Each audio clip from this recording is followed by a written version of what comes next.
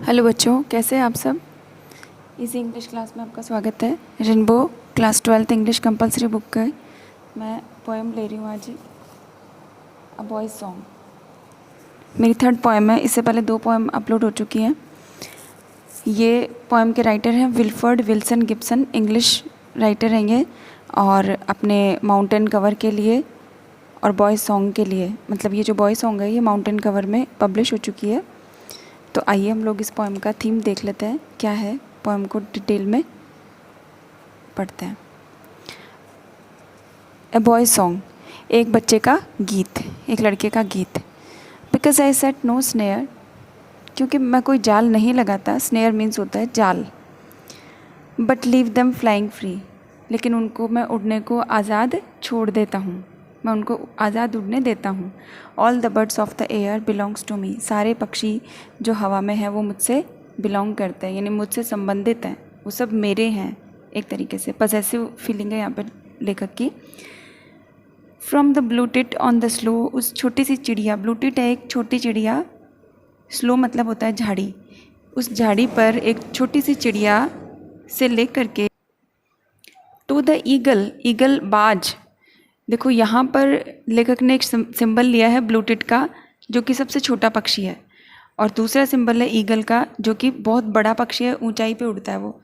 On the height, जो कि ऊंचाई पे उड़ता है। अनकेज्ड, वो सारे के सारे पक्षी कैसे रहते हैं, अनकेज। अनकेज का मतलब बिना पिंजरे के।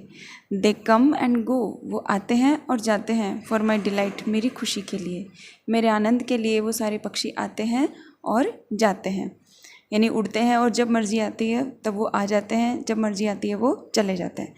एंड सो द सनवर्ड वे, और सूर्य की तरफ। आई सोर ऑन द ईगल्स विंग, अब लेखक यहाँ पे इमेजिन कर रहे हैं कि मैं बाज के पंखों पर सूर्य की तरफ मैं यात्रा करता हूँ, मैं जाता हूँ। And in my heart all day, और मेरे दिल में पूरे दिन the blue tit sings, blue tit गाती रहती है, छोटा पक्षी गीत गाता रहता है। बहुत ही ईजी लैंग्वेज है इसकी, easy language, easy to understand है। 2 सिंबल्स है, there are 2 symbols in this poem. Number 1 is blue tit and number 3 is eagle. कविता का जो थीम है वो है, आप जाने गए होंगे, फ्रीडम है।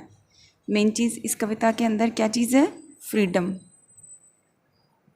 हर एक, चाहे वो व्यक्ति हो, चाहे वो पक्षी हो, चाहे जानवर हो, कोई भी हो, सबको फ्रीडम प्यारी होती है।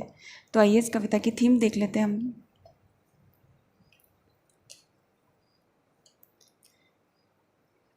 इस पोएम के अंदर 2-3 चीज़ें जो खास हैं, मैं उन्हीं को मेंशन करना चाहती हूँ, तो बच्चों के लिए याद करने में बहुत इजी रहता है वो। सबसे नंबर 1 तो है ब्यूटी ऑफ नेचर है इस पोएम की। एक जो मेन कैरेक्टरिस्टिक है, मेन फीचर है, वो है ब्यूटी ऑफ नेचर, नेचर की सुंदरता। दूसरी चीज़ है इसमें जॉय ऑफ ह्यूमैनिटी, मानवता की खुशी। किसमें है मानवता की खुशी, किसी को कैद करके रखने में नहीं है, किसी को आज़ाद करके रखने में है।